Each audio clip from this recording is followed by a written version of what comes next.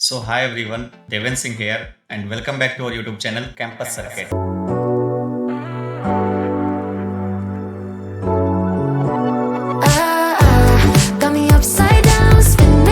आज की वीडियो में हम बात करेंगे बेसिक इलेक्ट्रिकल इंजीनियरिंग जो कि AKTU फर्स्ट ईयर का कॉमन सब्जेक्ट है। तो आज की वीडियो में हमने बात किया है कि जो भी प्रीवियस 5 ईयर के क्वेश्चन पेपर थे मतलब दोनों सेमेस्टर के इवन और ऑड, तो उनको हमने प्रॉपर मतलब एनालिसिस किया है और एनालिसिस करने के बाद हमने आपके लिए हर एक यूनिट से 3-3, 4-4 टॉपिक जो कि इंपॉर्टेंट है उनको अगर आप पढ़ के जाते हैं तो आपके श्योर शॉर्ट 65+ मार्क्स आ जाएंगे, क्योंकि वही मोस्ट इंपॉर्टेंट टॉपिक हैं जो कि रिपीट होते हैं। ओके, और अगर आप इस वीडियो को एकदम एंड मोमेंट में देख रहे हैं मतलब आपके पास 4 से 5 घंटे या एक दिन ही बचे हैं, तो आप इस वीडियो के लास्ट के 2 मिनट में चले जाइए। वहां पर मैंने हर एक यूनिट से एक एक टॉपिक दिया है। अगर आप उतना भी कवर कर लेते हैं तो आप मतलब पास हो जाएंगे और आपके मार्क्स भी ठीक ठाक आ जाएंगे। ओके, और अगर आपके पास टाइम है तो इस वीडियो को अच्छे से देख लीजिए और इसके बाद अपनी प्रिपरेशन अच्छे से स्टार्ट कर दीजिएगा। ओके, तो चलिए स्टार्ट करते हैं। तो जैसे आप देख सकते हैं एक तरफ हमने यहाँ पर यूनिट का नंबर और यूनिट का नाम मेंशन किया है और उसके बाद में इंपॉर्टेंट टॉपिक और किस किस साल में वो वाले क्वेश्चन मतलब रिपीट हुए हैं। उसकी फ्रिक्वेंसी भी देख सकते हो कि यहाँ पर हमने मेंशन किया है, तो कोई कितनी बार आया हुआ है। ठीक है, देन हम बात करते हैं यूनिट 1 से। तो यूनिट 1 का जो नाम है वो है DC circuits and network theorems. Okay, तो करते हैं नोडल एंड मेश एनालिसिस। ठीक है, तो यूनिट 1 से नोडल एंड मेश अगर एनालिसिस के आपने न्यूमेरिकल कर लिए तो समझ लो कि यूनिट 1 से आपके श्योर 2 क्वेश्चन तो हो जाएंगे, या तो मतलब सेक्शन बी में आएगा या तो सेक्शन सी में, अगर आपका वर्स्ट केस हुआ, नहीं तो दोनों में भी आ सकता है। ठीक है, तो सेक्शन सी में भी 7 मार्क्स में एक क्वेश्चन इसका आ जाएगा, इसका नोडल एंड मेश एनालिसिस का। ठीक, और सेक्शन बी में भी आ सकता है। तो इसको तो भाई एकदम अच्छे से करके ही जाना। ठीक है, इसको कहो तो मैं 5 स्टार रेटिंग दे दे। बात करते हैं डिफिनीशन की। ठीक है, तो भाई ये ठीक, इसको भी एकदम अच्छे से कर लो, क्योंकि यूनिलेटरल वर्सेस बाइलेटरल ये मतलब 2 मार्क्स में पूछ लेगा या तो फिर मतलब 7 मार्क्स में भी। ठीक है, एक्टिव वर्सेस पैसिव। ठीक है, और इन पे डिफरेंस तो आता ही आता है। जैसे आप देख सकते हो 2019 में भी आया था, 20 में भी आया, 21 में भी आया, 22 में भी, 23 में भी, 24 में। ठीक है, देन हम बात करते हैं यूनिट 2 की जो है एसी सर्किट्स। तो एसी सर्किट्स में एक टॉपिक आता है रेजोनेंस। तो रेजोनेंस सीरीज एंड पैरेलल पे इसका डेरिवेशन आता ही आता है। ठीक है भाई, तो भाई डिराइव करने के लिए बैंडविड्थ और जो क्वालिटी फैक्टर है। ठीक, तो भाई इसको भी यहाँ पर स्टार से मार्क कर लो कि इसको भी करके जाना है। ठीक, यूनिट 1 से।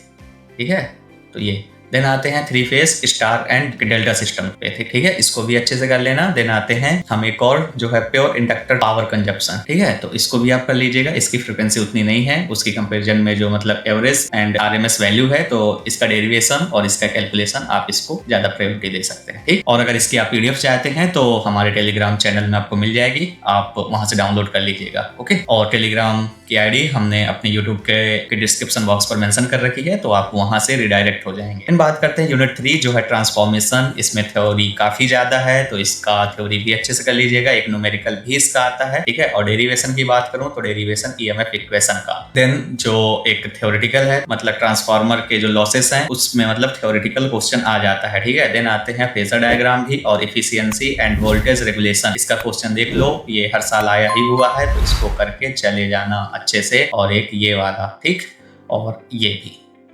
ठीक है, ये वाले थ्योरी पोर्शन ही है इसमें। देन हम बात करते हैं यूनिट 4। तो यूनिट 4 में आता है हमारा मतलब इलेक्ट्रिकल मशीन। तो इसमें मतलब इंडक्शन हम मोटर कैरेक्टरिस्टिक्स हैं, तो इसमें टॉर्क वगैरह और उसकी कैरेक्टरिस्टिक इसकी 3 फेज इंडक्शन मोटर की, उसको अच्छे से पढ़ लेना। ठीक है, देन आते हैं सिंगल फेज आईएम पे। तो ये आता है, इस पे वहाँ के थ्योरेटिकल क्वेश्चन आ जाता है। देन हम बात करते हैं डीसी मशीन इक्वेशन। तो डीसी मशीन इक्वेशन ये भी देखो मतलब कि 19 में आया है, देन 22 में भी आया है, 23 में भी आया है, 24 में भी आया है और 24-25 में भी आया हुआ है। ठीक है, देन बात करते हैं सिंक्रोनस मोटर। ठीक है, तो इसका सिंक्रोनस मोटर में क्या है कि इसके प्रिंसिपल वगैरह पूछ लेता है, वर्किंग प्रिंसिपल क्या है और क्यों ये सेल्फ स्टार्टिंग नहीं होती है। ठीक है, तो ये हमारे टाइम पे आया हुआ था, अब आ सकता है नहीं आ सकता। ठीक है, इसको देख लेना लेकिन पढ़ के चला जाना मतलब। ठीक है, आते हैं यूनिट 5। इसमें भाई अच्छी खासी थ्योरी है। ठीक, तो इसको अच्छे से कर लोगे तो आपके मतलब 7 मार्क्स जो सेक्शन बी से एक क्वेश्चन आएगा और सेक्शन सी में जो 2 आएंगे उसमें ऑप्शनल होगा तो एक करना होगा, यानी 14 मार्क्स आपके यहीं हो गए, 14 मार्क्स। ठीक है, और एक ऊपर भी आएगा, 1 या 2 क्वेश्चन। ठीक है, तो आप सिर्फ मतलब 5th यूनिट के ऊपर लोगे तो भी आपके पास होने के अच्छे खासे चांस बन जाएंगे, क्योंकि आपका यहाँ पर मतलब 14 से लेकर के 20 मार्क्स तक अप्रॉक्स यहीं से आप कवर कर ले रहे हो। ठीक, तो बात करते हैं तो यूनिट 5th में अर्थिंग एंड ग्राउंडिंग एक अच्छा खासा इंपॉर्टेंट टॉपिक है। ये 2023-24 में भी आया हुआ था हमारे टाइम पे भी। उससे ज्यादा इंपॉर्टेंस बैटरीज की है। ठीक है, तो इस वजह से बैटरीज कर लेना और केबल्स भी। ठीक, ये तो केबल्स, ठीक है, तो मतलब इसका कंस्ट्रक्शन वगैरह ये थ्योरेटिकल क्वेश्चंस ही हैं, तो अच्छे से कर लेना। ठीक है, बैटरीज में भी है तो उसमें मतलब लेड एसिड और उसके टाइप्स वगैरह जो फैक्टर्स हैं क्या क्या अफेक्ट करते हैं ये। ठीक है, देन हम बात करते हैं कि ये मतलब पढ़ाई करने की हमारी क्या मतलब स्ट्रेटजी होनी चाहिए। ठीक है, क्योंकि भाई वही है ना कि टॉपर और एक जो मतलब एवरेज स्टूडेंट होते हैं, तो यार हम तुम्हारे सीनियर हैं तो थोड़ा बता सकते हैं कि कैसे जो टॉप वाले हैं वो भी हमारे इतना ही पढ़ते हैं, थोड़ा और अच्छे से पढ़ लेते हैं चीजें। ठीक है, लेकिन जो मतलब एंड मोमेंट में पढ़ के भी अच्छे मार्क्स ले आते हैं वो कैसे लाते हैं। ठीक, क्योंकि मेरे साथ के कुछ लोग रहे हैं ऐसे ही पढ़ते थे, उनके अच्छे खासे मार्क्स। तो भाई डेरिवेशन की बात करें तो डेरिवेशन में अगर फोकस करना है तो रेजोनेंस फ्रीक्वेंसी में कर लो। ठीक है, यूनिट 2 में मतलब ट्रांसफॉर्मर इफिशियंसी, ये मतलब यूनिट 3rd है, सॉरी। ठीक है, देन बात करते हैं डीसी मोटर जो कि यूनिट 4th में है।